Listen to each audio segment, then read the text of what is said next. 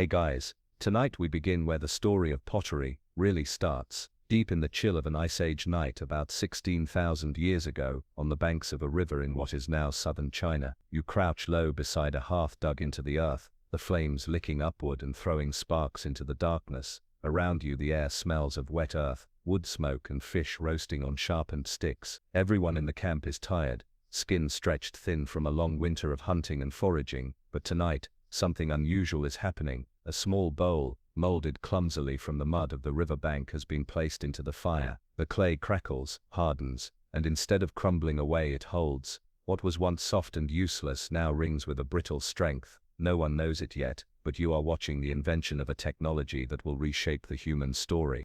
And let's be honest, you probably wouldn't survive this world for long. No supermarkets, no microwaves, no "I'll just grab a latte." You either figure out how to eat whatever you can scavenge, or you don't wake up tomorrow. Before we dive in, make sure to hit that subscribe button for more journeys like this one. Tonight's theme is the house of clay pottery that mapped the world. Drop your location and your local time in the comments, so we know where and when you're tuning in from. And when the fire dies down tonight, remember this: the clay that hardened in that hearth is still with you. Every cup, every plate, every tiled floor you've ever touched lives inside that same discovery. Welcome, traveler. Let's step into the house of clay. The earliest fired pots appear in a surprising place and time, not at the dawn of farming but during the late Pleistocene, when the world was still locked in glacial cold. In caves of southern China like Xianrendong, archaeologists have uncovered pottery fragments dating back as far as 18,000 years. That's thousands of years before people were sowing fields or building permanent villages. Picture the scene: hunter-gatherers hauling in river fish, tubers and game, experimenting with fire as more than just warmth. They press clay with their hands, shape small bowls, and accidentally stumble upon a way to cook foods that were otherwise inedible. Across the sea in Japan, the Jomon people were doing something similar around 16,500 years ago. Their pottery is not just functional but also decorated with cord impressions and elaborate patterns, as if practicality and beauty were never separate. You squat by one of those Jomon fires, watching a pot with swirled lines harden into permanence. It is fragile by today's standards, yet revolutionary in that moment. Meanwhile, to the north in Russia's Amur River basin, other groups are shaping clay, firing it in open pits, and leaving behind fragments that still survive under the forest soil. What ties all these places together isn't cultural contact. These groups had no idea the others even existed, but a shared recognition that clay plus fire equaled survival. Think of what these first pots made possible. Suddenly, you can boil water until it's safe to drink. You can cook roots that once gave you stomach cramps. You can preserve fish stew longer than a day. Food storage, diet expansion, and safer living, all in one cracked little bowl. Imagine your first sip of hot broth on a freezing night. In that moment, clay isn't just dirt, it's salvation. But don't mistake this for a smooth technological curve. Many early pots shattered.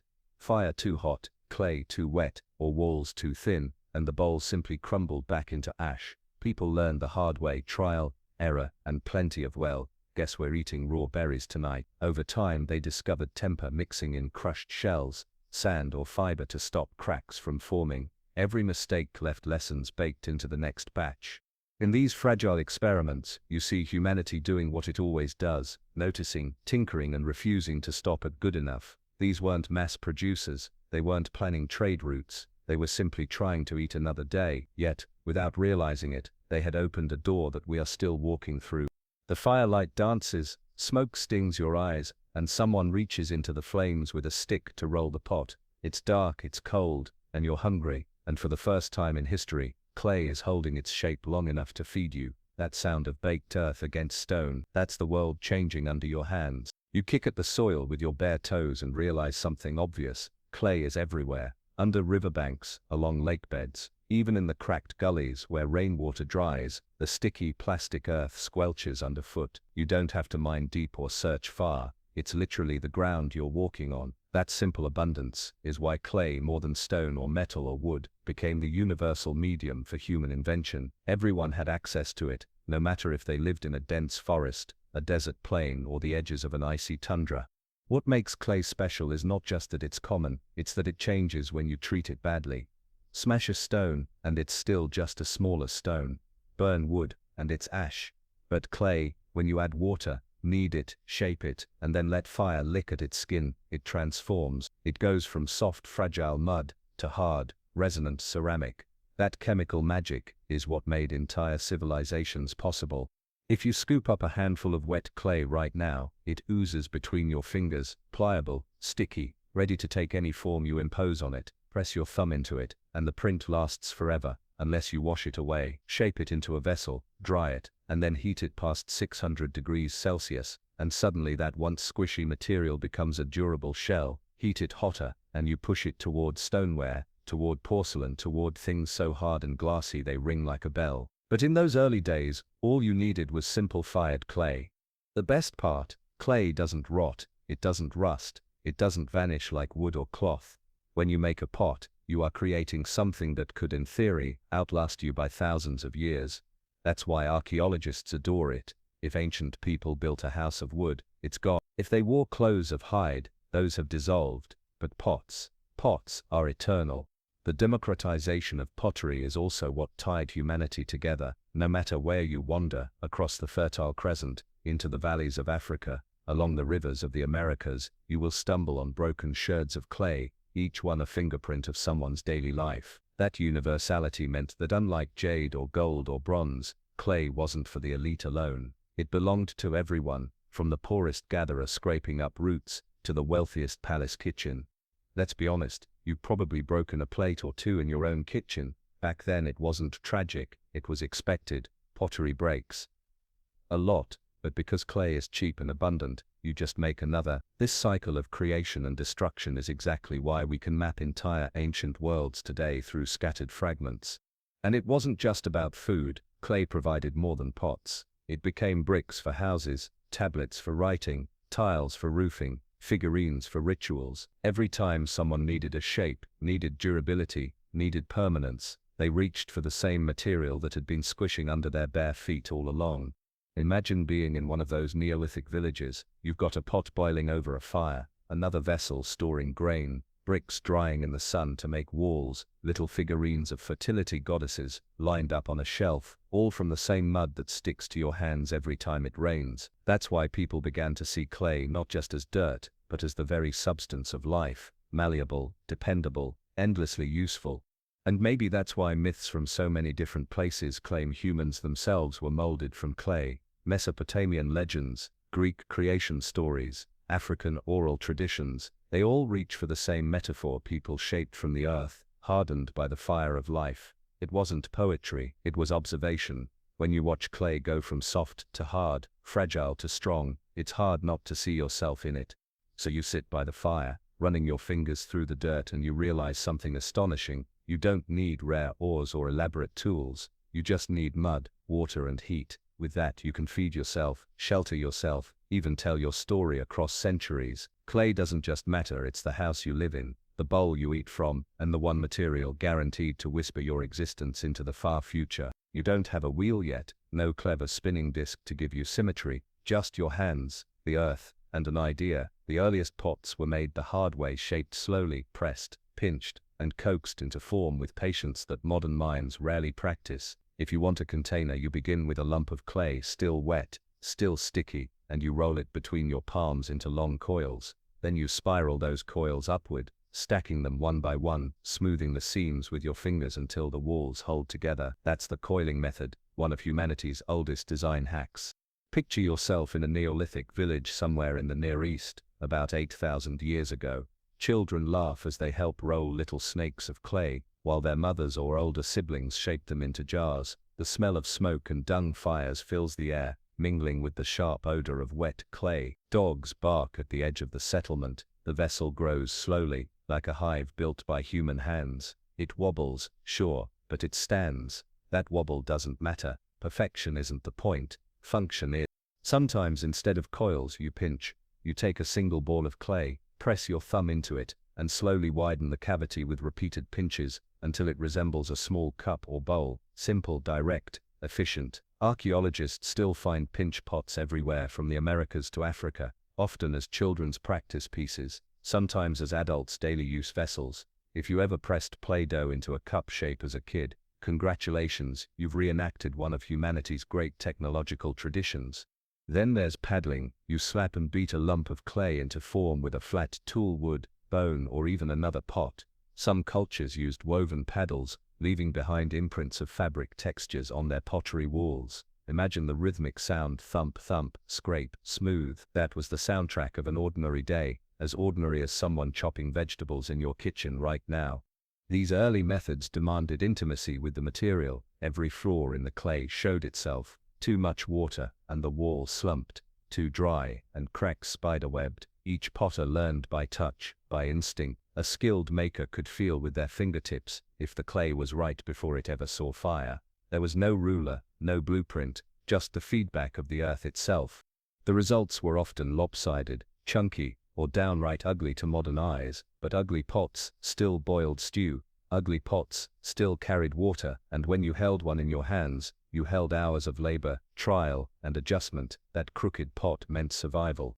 Now picture the diversity. In the Indus Valley, people used coiling to make large storage jars, smoothing them with stones. In sub-Saharan Africa, potters pressed coils into molds dug into the ground. In the Americas, clay bowls were shaped and hardened in fires, hot enough to cook maize gruel. In Europe's linear band ceramic culture, families shaped wide-mouthed vessels with round bottoms, meant to rest directly in hearths. Everywhere you go, the same solutions emerge: coil, pinch, paddle, repeat.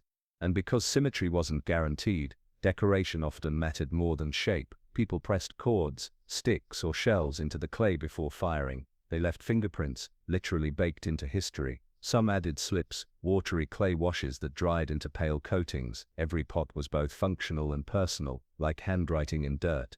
What you notice, sitting beside one of these fires, is how communal it feels. Pottery isn't just made, it's performed. A group effort. Children, elders, skilled artisans, all lending a hand.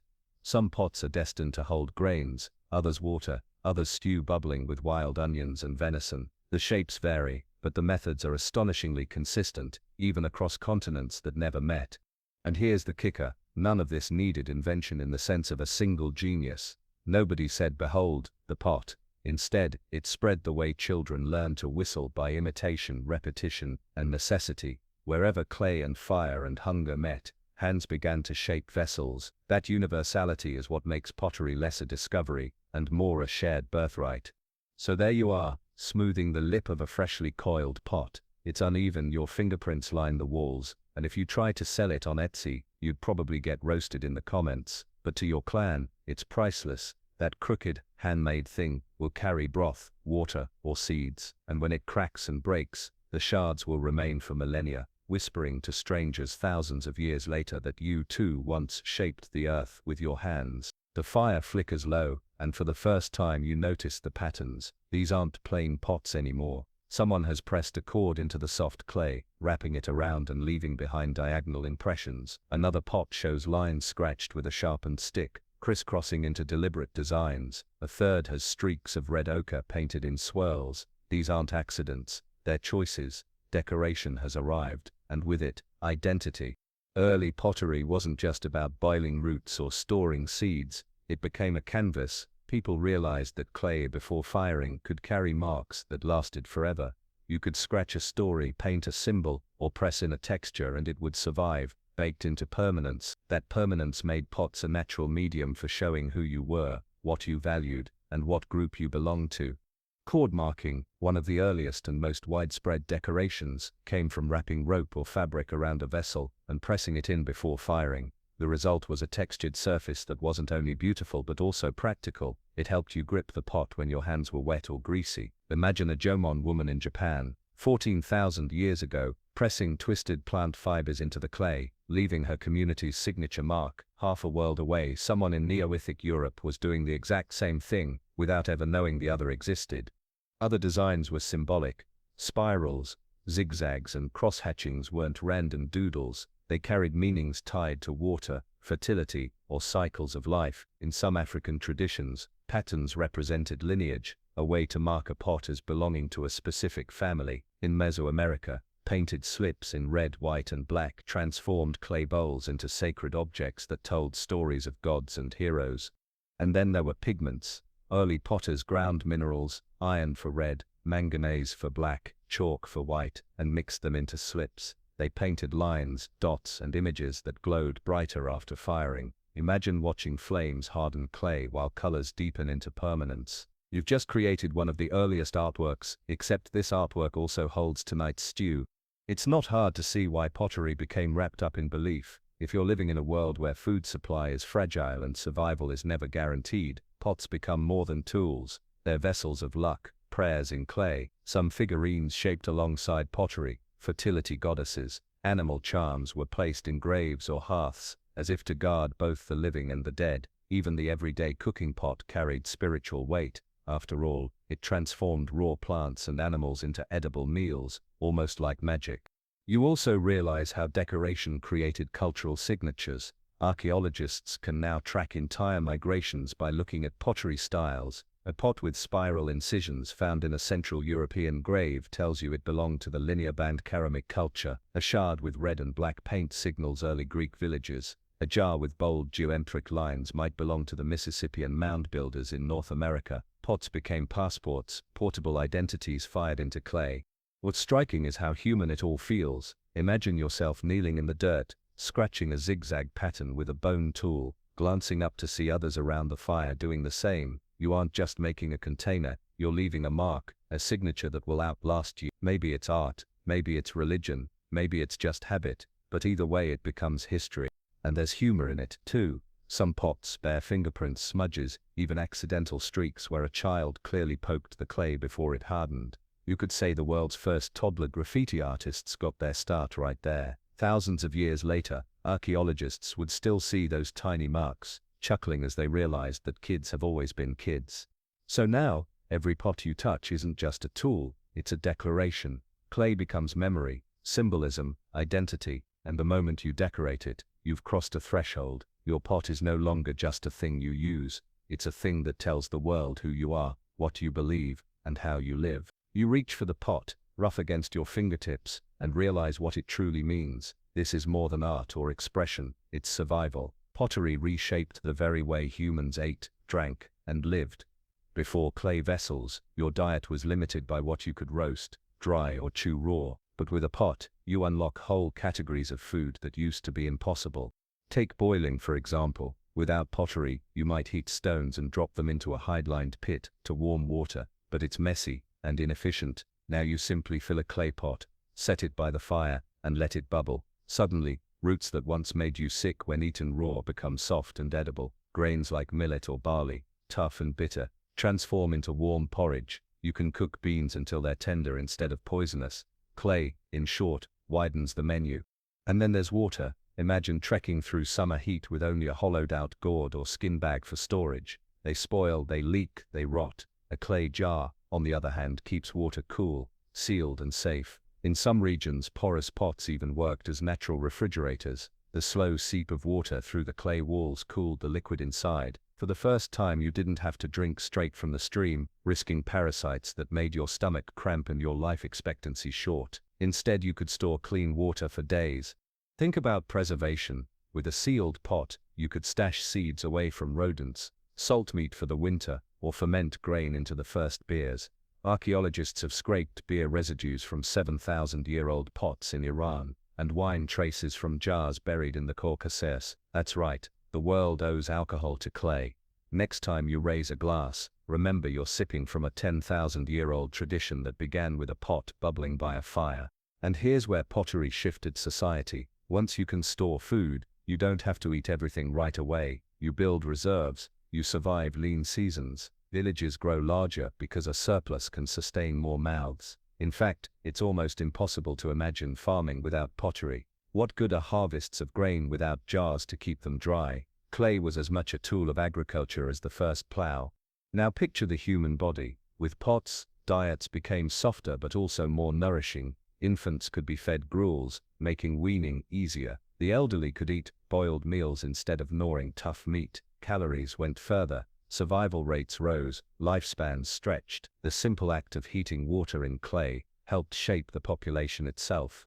But don't romanticize it too much. There were failures. Pots cracked in the fire, spilled boiling stew, or exploded dramatically if too much moisture was trapped inside. You can imagine the curses shouted across a campsite when dinner ended up on the ground instead of in bellies. Some of the earliest kitchen disasters are still visible on ancient pottery fragments, warped and blackened by fire gone wrong. Humanity's relationship with clay was practical, yes, but also trial and error comedy. And yet, every new pot represented resilience. A family could wander less, settle more. Meals changed from quick, scavenged bites to simmered stews that lasted all night. Around those pots, people told stories, sang songs, and passed down knowledge. The hearth and the vessel became the heart of home life. So when you hold one of those ancient jars chipped and burned, you're not just holding a container, you're holding the technology that let humans feed themselves more safely, more richly, and more reliably than ever before. A pot is a survival tool first, but survival has always been the doorway to everything else: society, culture, memory. And in the quiet moment when steam curls from a clay bowl in your hands, warming your face on a cold night, you understand why people never let go of this invention. Clay didn't just cook dinner, it kept humanity alive long enough to dream of more. The fire is roaring hotter tonight, and you notice something different. Instead of a pot resting in the open flames, someone has dug a shallow pit, lined it with fuel, and carefully placed several clay vessels inside. They heap brushwood and dung over the top, leaving only a faint glow beneath the ash. Hours later, when the covering is scraped away, the pots emerge harder, tougher, less fragile than before. This is no longer just cooking, it's the first step toward engineering. For tens of thousands of years, pottery was fired in open hearths or shallow pits, but those fires were unpredictable. One side of a pot might harden while another cracked. Smoke blackened the surface, flames licked unevenly, and pots shattered more often than they survived. Every success was half luck, half instinct, and so came the next leap: control. Imagine standing in a Neolithic village in the Near East, around 7000 BCE. Someone has built a clay-lined chamber, a kind of oven. Instead of open flames, the fire is trapped, its heat more evenly distributed. It's still crude, more like a covered pit than the kilns we imagine, but it works. Temperatures climb higher and pots last longer. From this point on, clay isn't just hardened, it's transformed into something closer to stone. Controlled firing meant you could make bigger vessels, no longer limited to small bowls. You could now craft storage jars taller than your waist, thick-walled containers that held entire harvests. The air smells of smoke, scorched grass, and the sharp tang of earth baked until it rings like a bell when tapped. You also see color changes. Open fires left pottery mottled, smoky, uneven, but inside a covered pit, oxygen could be controlled. Reduce it, and the pots turned black. Feed it, and they glowed orange or red. These early kiln effects were more than accidental beauty, they became markers of skill, signs of mastery. A pot's color now told you whether the maker knew what they were doing. By 4000 BCE, full kilns appeared in Mesopotamia and Egypt. Imagine towering mud brick structures, chambers with vents and flues, fires stoked carefully for hours, or even days. Potters could now reach temperatures high enough to make truly durable wares, edging closer to stoneware. Production expanded. Entire villages specialized in pottery, with workshops churning out jars, bowls, and figurines. The smell of baked earth wasn't just domestic anymore, it was industrial. And let's be clear, kilns weren't just about durability, they opened the door to experimentation. High, steady heat allowed slips and glazes to adhere. Painted designs no longer flaked away, they fused into the surface. Suddenly you weren't just shaping clay, you were painting in fire. Patterns held, colors deepened, art became immortal. Kilns also changed labor. Before, anyone could make a pinch pot by the hearth. Now firing became a specialist job. It required careful fuel management, timing, and knowledge of airflow. Villages began to rely on expert potters, the first craftspeople whose work was as much chemistry as artistry. Think about what that means for you standing here in the glow of a kiln. Instead of cooking over a fickle flame, you're stoking a machine that turns mud into stone, that fuses paint into permanence, that multiplies the scale of what you can create. The potter's hands are still central, but now fire itself is under command. And of course, accidents still happened. Overfire, and pots warped. Starved the flames, and they came out soft and brittle. Whole loads could be ruined with one mistake. You can almost hear the curses of a Mesopotamian potter watching days of labor collapse into a pile of shards. But when the firing went right, the satisfaction was unmatched. So you crouch beside one of these early kilns, the heat rolling over your face, your eyes watering, your skin flushed. You watch the fire transform clay into something tougher, stronger, more enduring than ever before. In that moment it's clear, humanity has stopped just surviving with clay, it has begun to master it. You walk into a settlement where the rhythm of life has shifted, no longer bands of hunters drifting from place to place. Here people are planting seeds, watching fields and tethering animals. Agriculture is underway, and everywhere you look, pottery is at its side. The link is obvious once you see it. Farming brings grain, grain demands storage, storage demands vessels strong enough to keep out pests, moisture, and mold. A woven basket won't do, mice chew through it, a leather bag rots, but a sealed clay jar, that keeps the harvest safe for months, sometimes years. Suddenly, a family isn't gambling on daily foraging, they're building surplus. Surplus means security, security means population growth, and none of it works without pots. Imagine yourself in the Fertile Crescent around 6000 BCE. Villagers tend barley fields shimmering in the wind, while others cluster around enormous clay jars half buried in the ground. These vessels are painted with simple designs, their mouths sealed with clay lids or woven caps plastered over with mud. Inside lies treasure, grain enough to outlast winter. You hear the clink of seeds as they pour, smell the dusty sweetness of stored harvest. Pottery also changed cooking with new crops. Pulses like lentils and chickpeas, tough little things, become edible only after long boiling. With clay pots you can simmer stews for hours, softening beans, releasing nutrients. Agricultural diets were shaped as much by fields as by fire and vessels. Without pots, most grains and legumes would remain hard, bitter, nearly useless. In Africa, farmers shaping clay along the Nile built wide-mouthed jars to hold emmer wheat and barley, while in China, millet farmers stored their harvests in tall, pointed-bottomed jars pressed into cool earth. Across the Indus Valley, granaries were filled with clay containers stacked like beehives, each one guarding the promise of next year's sowing. Everywhere agriculture grew, pottery became the partner that made it sustainable. You also notice something else: specialization. Farming villages allowed more time for crafts. Instead of every family making their own lopsided bowls, potters began to emerge as full-time artisans. Their work filled granaries, kitchens, temples. A class of skilled people was forming, not kings, not priests, but potters, respected because their hands kept everyone alive. And then there's trade. With surplus stored safely, farmers could barter grain or dried goods. Pottery didn't just preserve, it transported. A jar of grain became a unit of value, a container of wealth. Think of it as the world's first piggy bank, except instead of coins you poured seeds that literally grew into the future. It's worth pausing here. Agriculture didn't simply appear one day fully formed, it spread slowly, unevenly, across millennia, but wherever it rooted, pottery blossomed alongside. The two are inseparable. One gave people food in abundance, the other gave them the means to keep it. Together they allowed humanity to cluster in villages, then towns, then cities.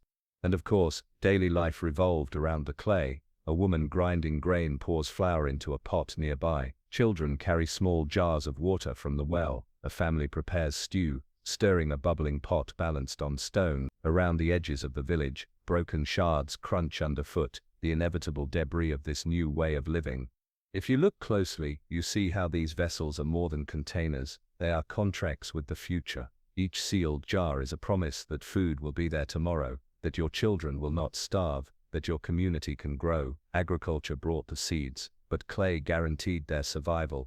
So when you step into one of these early farming villages, surrounded by fields and granaries, it's clear, this isn't just the story of planting and harvesting, it's the story of pots lined up in the dark, guarding humanity's first real sense of tomorrow. You wander into a bustling settlement in Mesopotamia around 3500 BCE, and there's a new sound in the air, a soft hum, a rhythmic spinning, the clack of wet hands slapping clay. Someone has just invented the potter's wheel, and nothing about pottery will ever be the same again.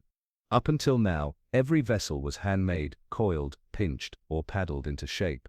That meant they were slow to make, often asymmetrical, and limited in size, but the wheel changed the tempo of human hands. Place a lump of clay on the spinning surface, set it turning with a push of the foot or hand, and suddenly the clay rises evenly under your fingers, smooth and symmetrical. It feels almost alive, like the vessel is growing upward of its own will. You crouch beside a Sumerian potter, His wheel is nothing fancy, just a heavy stone disc on a pivot spun by hand. But it's steady enough. He centers the clay, presses his palms inward, and the walls climb in a perfect cylinder. He pulls, thins, flares the rim, and in minutes, a jar stands finished. What used to take hours of coiling now takes moments. Production speeds explode. This efficiency revolutionized not just pottery but economies. Suddenly, one potter could produce dozens of identical vessels in a day. That meant storage jars, cooking bowls, and trade amphorae could be standardized. Standardization meant measurement. A merchant could say, "I'll sell you 3 jars of oil," and everyone knew exactly how much that meant. Pottery became the backbone of commerce, not just cooking. The wheel also expanded creativity. Shapes, impossible with coiling thin-walled goblets, tall vases, wide symmetrical basins were now achievable. Decoration too changed. A potter could let the wheel spin while dragging a brush or slip-soaked thread across the surface, creating precise lines, spirals and bands. Geometric patterns, once clumsy, became elegant. The innovation spread quickly. From Mesopotamia it rolled outward, to the Levant, to Egypt, to the Indus Valley, across the Mediterranean. Everywhere it landed, pottery production surged, workshops grew larger, markets busier, trade routes richer. Archaeologists can track the spread of the wheel by the sudden appearance of pots, so symmetrical they look machine-made. And with workshops came hierarchy. Potters who mastered the wheel were no longer just villagers, they became professionals. Supported by the surplus of agricultural economies, their products filled temples, stocked merchant caravans, and even entered palaces. In Mesopotamia, wheeled pots became the standard for cuneiform tablets, envelopes, clay-on-clay documentation of trade and law. Imagine paying taxes in jars, sealed and inscribed, stacked like records in the earliest bureaucracies. Think of how much you'd notice this change if you lived then. In your kitchen, bowls suddenly fit together more neatly. Your storage jars line up evenly in the granary. Even your drinking cups feel smoother against your lips. The very texture of daily life is different because clay has begun to spin. And of course, mistakes multiplied too.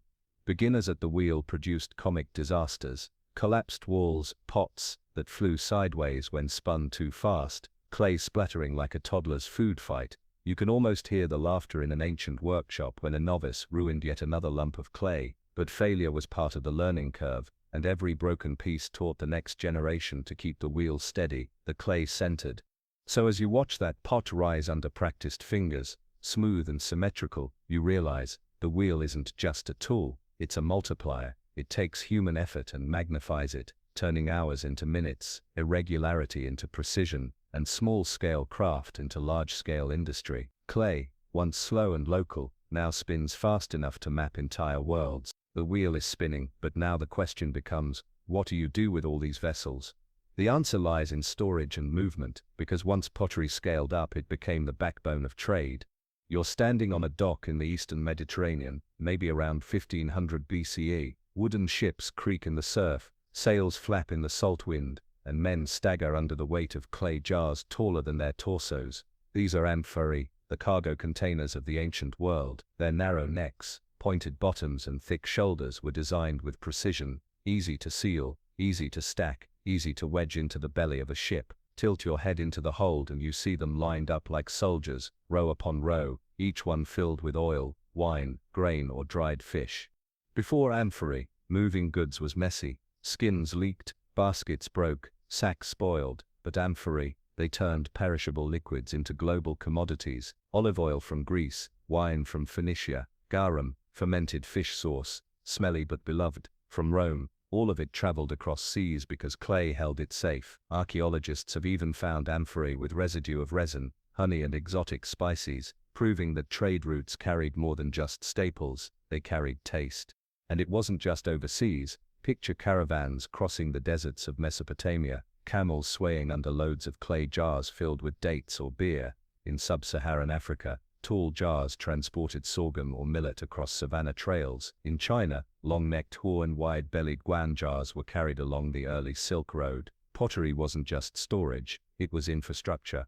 Here's the clever part. Amphorae weren't only useful, they were measurable. Their sizes became standards. A Roman amphora might hold about 26 liters, An Attic amphora in Greece about 39 tuxes, rations, and contracts were measured in jars. You didn't buy a lot of wine, you bought 3 amphorae. These pots were both container and currency, the ancient equivalent of shipping containers stamped with standardized volume. And because they traveled so far, amphorae became clues for us.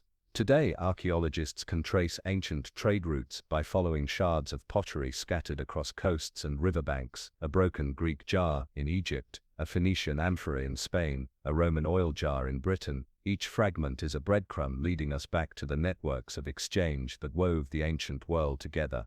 But trade wasn't only about goods. With every shipment, ideas moved too. Alongside olive oil came new recipes, new rituals, even new languages carried in the mouths of sailors and merchants. Pottery was the silent partner in cultural exchange. Without jars to carry the goods, the stories might never have traveled either. Daily life changed too. In your home, the clay jars lining the wall weren't just for storage. They were your pantry, your bank account, your insurance. A full jar meant security, an empty jar meant hunger. Every family knew the weight of clay as much as they knew the taste of bread. And of course, people found ways to personalize their vessels. Some amphorae were stamped with symbols of workshops, cities, or rulers, a primitive form of branding. Imagine buying a jar of oil marked with a seal that told you it came from Athens or Carthage. That stamp was a guarantee of origin, as recognizable then as a corporate logo is now. So as you stand on that dock, watching crews load jar after jar into a ship bound for distant shores, you realize something startling. The world has begun to knit itself together in clay. Every amphora is not just a vessel of food, but a vessel of connection, and every shard that breaks and washes ashore is proof that pottery didn't just stay by the hearth, it mapped entire oceans. Step into a temple courtyard, stone columns casting long shadows, the smell of incense heavy in the air, and you'll notice that not all pots are for stew or storage. Some are standing on altars, their surfaces painted with gods, animals and symbols of power. Clay, so ordinary in the kitchen, has now become sacred. From Mesopotamia to Mesoamerica, religious life leaned heavily on pottery. In Sumer, priests poured libations of beer or wine from clay jars into the mouths of temple fires, gifts meant for deities who frankly never returned the favor. The vessels themselves were carefully crafted, often decorated with motifs of water, fertility, or the divine order. Holding one, you'd feel the smoothness of a pot made not for cooking lentils but for speaking to the heavens. In Egypt, jars were buried in tombs, packed with food and drink for the afterlife. Canopic jars held the organs of the dead, their lids carved into the heads of protective gods. Imagine standing in the glow of a torch-lit chamber, seeing rows of painted jars lining a pharaoh's burial chamber. To the Egyptians, clay wasn't just utility, it was eternity, the medium that carried a person's soul and sustenance into the next world. Across the Mediterranean, the Greeks and later the Romans painted myths onto their pots. Black figure and red figure vases told stories of heroes, gods, and festivals. These weren't just illustrations, they were teaching tools, ways to pass on religion and culture through imagery. A child could learn the deeds of Heracles by staring at a cup while sipping watered wine. Every dinner became a lesson in mythology. Further west in the Americas, the Maya, Zapotec and Moche cultures created ceremonial vessels shaped like humans, jaguars, or celestial beings. Many were used in offerings, smashed intentionally as gifts to the gods. You can almost hear the shattering echo in a sacred plaza, the fragments left behind as proof of devotion. Some vessels even contained cacao drinks, precursors to hot chocolate, consumed in rituals, honoring deities of fertility and life. And then there are the figurines, little clay idols tucked into hearths, fields or graves, fertility goddesses with broad hips, animal-shaped charms for hunting luck, miniature houses for household spirits. Clay wasn't just shaped into pots, it was shaped into prayers. In some cultures, people even mixed ashes of the dead with clay to mold vessels, literally binding ancestors into daily ritual. That's the kind of intimacy only pottery could achieve. The beauty of clay in religion is its paradox. It is humble, ordinary dirt, yet when shaped and fired, it becomes the vessel for humanity's highest hopes and deepest fears. One jar carried beer for a feast, another carried sacred water for purification. One cup held soup, another held sacrificial blood. Same material, different meaning, all determined by context, ritual, and belief. Think about it. Today, you might treat your coffee mug as nothing special, but in another setting, that same clay could be a chalice of communion. Ancient people understood this duality. A vessel wasn't just about what it held, it was about why it held it. And of course, ritual pots gave archaeologists some of their richest finds. Painted, inscribed, intact, they survive in tombs, temples and caves, long after everyday cooking pots crumble. From them we glimpse the sacred lives of people who saw clay as a bridge between the human and the divine. So as you stand there in the temple courtyard, the air thick with incense and chanting, you realize that clay has stepped fully into the realm of spirit. It no longer just feeds the body, it feeds the soul, and every shard buried in sacred ground whispers not just of meals eaten, but of prayers spoken. Now step away from temples and markets, and start walking, across continents, across centuries. Pottery takes on accents like languages. Each region stamps its own identity into clay, so much so that you could almost tell where you are in the world just by the jar in your hands.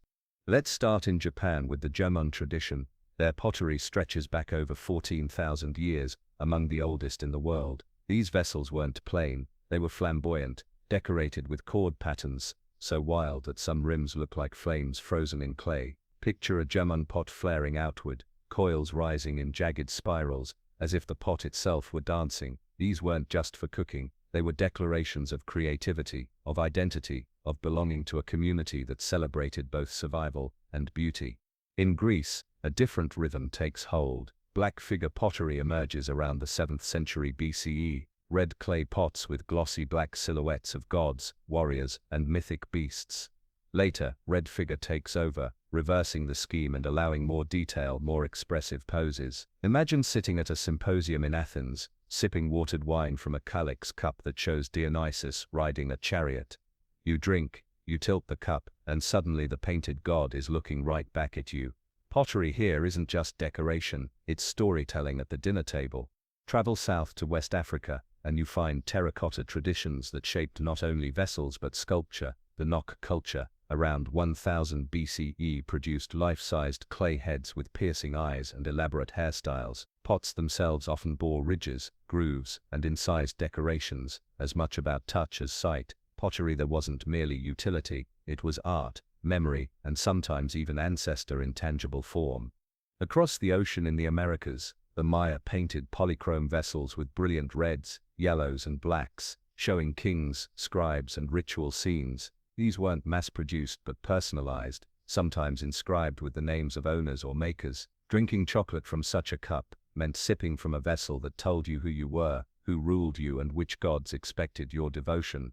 And don't forget the Andes. The Moche culture in Peru produced stirrup spout vessels, shaped into lifelike humans, animals, even explicit scenes of daily life and sexuality. They were as much anthropological records as they were containers. Hold one, and you see the faces of people long gone, molded in detail sharp enough to be recognizable as individuals. Even in Northern Europe, cultures like the Bell Beaker people left their mark. Their beakers, with distinctive corded and combed decorations, spread across thousands of miles. Archaeologists debate whether it was a people or just a style moving, but either way, pottery served as the passport of identity, a unifying badge in clay. What ties all these together is diversity within a single medium. Everywhere people went, they reached for clay, but what they did with it varied wildly. In one place, pots are flamboyant and flame-rimmed, in another, sleek and geometric, in yet another, sculptural and lifelike. And here's the practical joke of history: while most ancient clothing, wood, or metalwork has vanished, these pots remain. They sit in museums, line storage shelves, and fill excavation pits. They are the surviving accents of vanished voices. So, you crouch in the dirt, brushing dust off a shard. The decoration tells you a story: where it came from, who shaped it, what they valued. It's a global chorus, each culture speaking in clay, and by listening to these voices, you realize pottery didn't just serve daily needs, it shouted identity across space and time. Your feet crunch over shards as you walk through an excavation trench. Broken pottery litters the ground, red, gray, black, sometimes painted, sometimes plain. At first glance it looks like junk, but to an archaeologist, these fragments are pure treasure. Clay is the timekeeper of the past. Unlike wood or cloth, pottery doesn't rot. Unlike metal, it doesn't melt away unless recycled. Once fired, it stays, sometimes for tens of thousands of years. That's why nearly every excavation, from a desert oasis to a damp riverside, turns up pottery sherds. And here's the trick, those sherds let us date entire sites. Each culture had its own pottery styles, shapes, decorations, firing methods, that shifted slowly over time. Think of it like fashion. Just as you can look at bell-bottom jeans and say 1970s, an archaeologist can look at a painted jar and say 5th century BC. By stacking these styles in layers of soil, scholars built chronologies. In fact, entire dating systems like the sequence dating pioneered by Sir Flinders Petrie in Egypt are based on pottery styles found in tombs. Imagine peeling back the dirt in an ancient village. At the deepest layer, you find thick, crude, hand-shaped pottery. Higher up, you find smoother, wheel-thrown wares. Above that, painted designs. Each layer is a chapter, and the pottery is the page number. Even when organic material has vanished, those shards sit patiently, marking the passage of centuries. But pottery isn't just about time, it's about movement. Trade routes leave their fingerprints in clay. A Greek amphora fragment in an Egyptian port tells you ships were crossing the Mediterranean. A shard of Chinese porcelain in a Swahili coastal town tells you the Indian Ocean was buzzing with commerce. A piece of Roman Samian ware in Britain whispers of empire and conquest. Every fragment is a clue to how far people traveled and what they carried with them. Sherds also reveal technology. A thin, hard piece suggests hotter firing. A thick, crumbly one suggests a low-temperature hearth. Residue analysis, the unglamorous but crucial science of scraping gunk out of ancient pots, tells us what people ate. Milk fats, wine acids, beer residues, even traces of herbs have been found, locked in the pores of pottery. That's how we know beer was brewed in Mesopotamia 7,000 years ago and wine in Georgia 8,000 years ago. Your Friday night plans, they started in a pot, and the small details speak loudly. Fingerprints pressed in the clay show who made it. Sometimes even children, maker's marks, scratched into rims, act like signatures. Soot stains on the base show whether it sat on a hearth or hung above a flame. You don't just see the pot, you see the hand that lifted it, the fire that blackened it, the stew that once bubbled inside.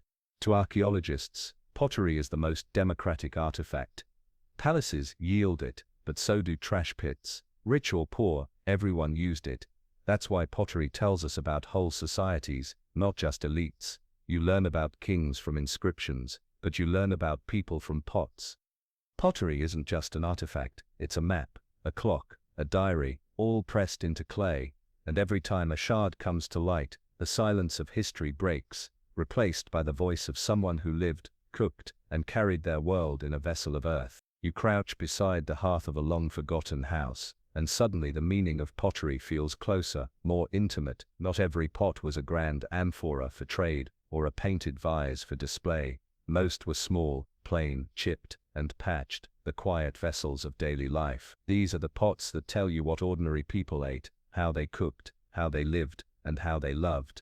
Pick up a cracked bowl from an excavation pit. Its base is blackened with soot, its rim worn smooth from years of handling. That bowl once simmered porridge for a family, night after night. The soot marks say it sat directly on embers, balanced awkwardly on stones, bubbling with grains and scraps of meat. The wear on the rim, that's hundreds of fingers, dipping ladles, scraping spoons, lifting food. You're holding someone's dinner plate from 5,000 years ago. Other pots tell of storage habits. Some have residues of honey, sticky even millennia later. Others carry the faint sour smell of fermentation, proof of beer, yogurt, or pickled vegetables. The traces of milk fats in pottery across Europe tell us when people first began dairy farming. Imagine the astonishment. Wait, we can actually drink this cow stuff without dying. The pots confirm it.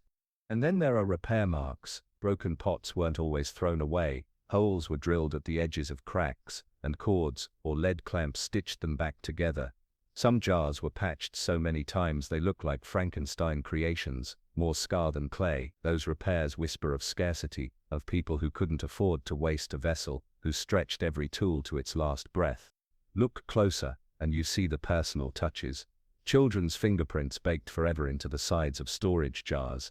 Little decorative scratches, not for ritual, not for trade, but simply because someone liked the pattern. Even graffiti shows up, names etched into clay, doodles, small jokes. One Roman pot from Britain, even carried the inscription, "I am the cup of Venustus, drink, and may you live well." Ancient people were leaving their humor on the dishes. Daily pots also reveal family rhythms. Small bowls suggest children's meals, large cauldrons point to communal feasts. A household with a dozen jars probably had surplus to trade, while one with only a couple scraped by season to season. Through pots you can see inequality, status and even gender roles, since in many cultures women were the potters, the cooks, the ones whose fingerprints literally shaped the vessels of life. In trash pits, archaeologists find heaps of broken pots, layer upon layer, telling stories of growth and change. A sudden shift in style might show a new family moved in, or a trade route opened, or fashions changed. In those trash heaps, you can see centuries of meals, of accidents, of ordinary Tuesdays, and isn't that what history really is? Not just kings and battles, but thousands of quiet Tuesdays. And here's the quiet joke of pottery: it remembers what people forgot. Nobody wrote down what they had for dinner in 3000 BCE, but the clay pots tell you anyway. Nobody kept a diary of when their kid stuck a handprint in wet clay, but the fingerprint remains. The pots remember, they outlast memory itself. So as you cradle a humble soot-stained bowl, you realize you're not holding art or industry, you're holding a person's daily life, their hunger, their meals, their comfort. And in that closeness, pottery stops being an artifact and becomes what it always was, the human story, lived one bite at a time. The sun beats down on a caravan road, and you notice the clink of jars as much as the jingle of harness bells. Clay has left the village hearth and become the vehicle of connection, carried across deserts, seas and mountains. These are the clay highways, routes mapped not on parchment but in pottery shards scattered along their paths. Take the Silk Road. Long before it became famous for silk, it carried pots. In western China, tall storage jars traveled westward, filled with millet or wine. In return, Persian ceramics, glossy, decorated, distinctive, moved east. Imagine a merchant's pack animal weighed down with a dozen jars, each one a gamble of survival across barren stretches. Pottery here wasn't just a container, it was the proof of exchange, the evidence that cultures far apart were learning to talk in trade. In the Mediterranean, amphorae were the map. Follow their shards, and you can reconstruct trade routes from Spain to Syria, from Carthage to Rome. Archaeologists even locate ancient shipwrecks because the ocean floor is littered with amphorae, their pointed bases still stacked where the cargo once sat. One wreck off the coast of France carried over 10,000 jars of wine, a floating supermarket of the 1st century BCE, sunk but perfectly preserved as a time capsule. Travel farther south, and you see the trans-Saharan routes. Camel caravans carried West African terracotta pots, filled with salt and gold, across scorching dunes to North Africa, where they met Mediterranean traders. The pots themselves were often exchanged too, since local designs carried prestige. Each jar was not only a container but also a symbol of where it came from, stamped with identity. On the Indian Ocean, monsoon winds filled sails that carried pottery across coasts. Chinese porcelain turned up in East African Swahili towns, where local elites prized it as a mark of wealth. Indian redware moved west toward the Persian Gulf, filled with spices and perfumes. The sea wasn't a barrier, it was a highway paved in clay. The fascinating thing is that pottery didn't just follow the routes, it helped create them. A jar of olive oil could only travel if a pot kept it from spoiling. Wine needed amphorae, spices needed sealed jars. Without pottery, long-distance trade would have been impossible. Clay held the world together long before paper maps or GPS did.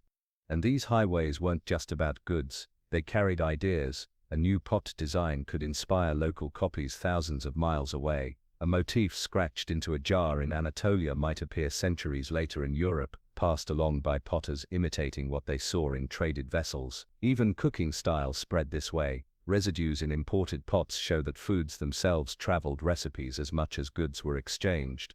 The result was a global web woven in clay. No matter where you went, from a Greek port to a Mayan market to a Chinese caravan town, you'd find pots waiting, shaped by local hands but echoing distant influences. They were the silent travelers, carrying not just contents but culture. Picture yourself walking down one of these ancient highways. At your feet, a broken shard glitters in the dust. To you it's nothing but trash.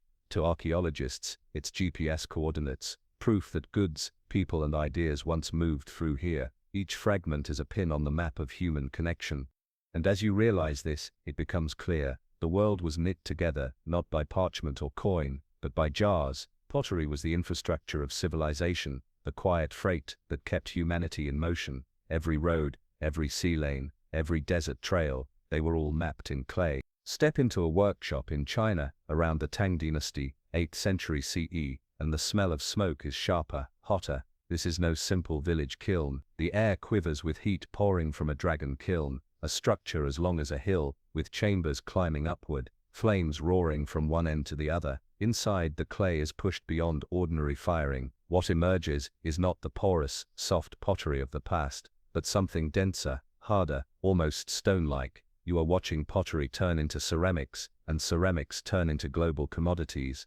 Porcelain is the pinnacle of this transformation. Made from kaolin clay and fired at blistering temperatures over 1200 degrees, it becomes white, glassy, and translucent.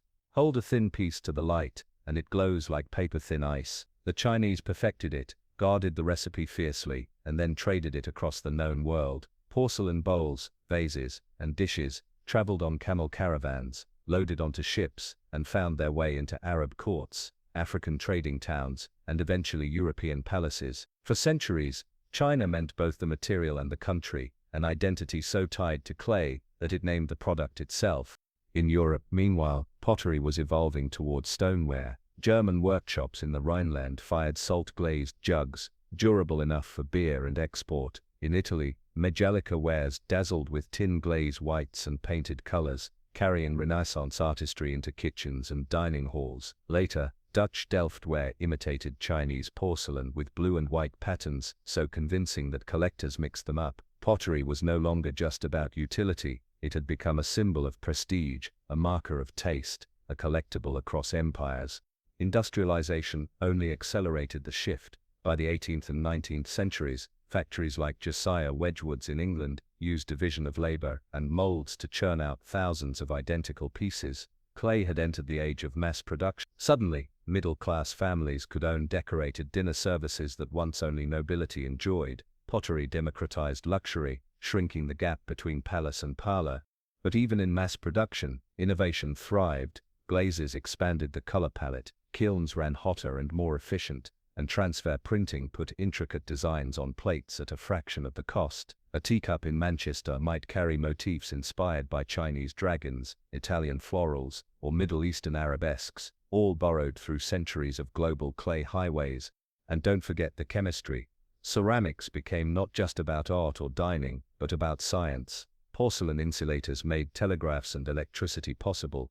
Ceramic tiles lined factories, hospitals, and rail stations. Clay entered laboratories, engines, even spacecraft. The same material that once simmered stew by a fire now helped humans split atoms and launch satellites.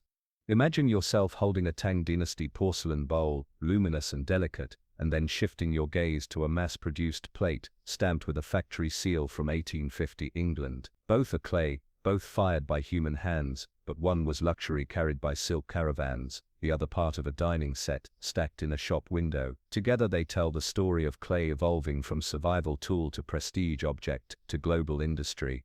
And here's the twist, while technology advanced, the essence didn't change. Clay still came from the same riverbeds, shaped by hands or molds, hardened in fire. Humanity layered new chemistry and machines on top, but the root was the same ancient trick: dirt plus heat equals permanence.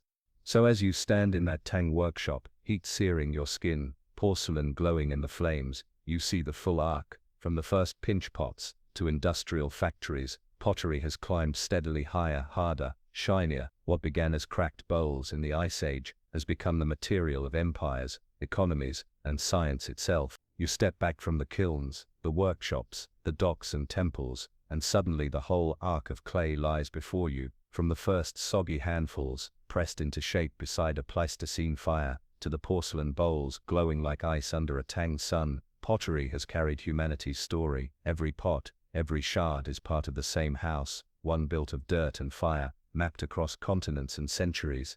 Think about what clay gave us. It let hunter-gatherers boil roots into food. It let farmers guard their harvests in jars sealed tight against pests. It let merchants ship wine and oil across seas, standardize trade, and invent measurement. It let priests pour offerings to gods, bury food for the dead, and paint myths onto dinnerware. It let ordinary families cook porridge, store honey, and patch a cracked jar for the 10th time. It let empires dazzle the world with porcelain, let factories churn out identical plates for millions, let scientists insulate electricity and line rocket engines.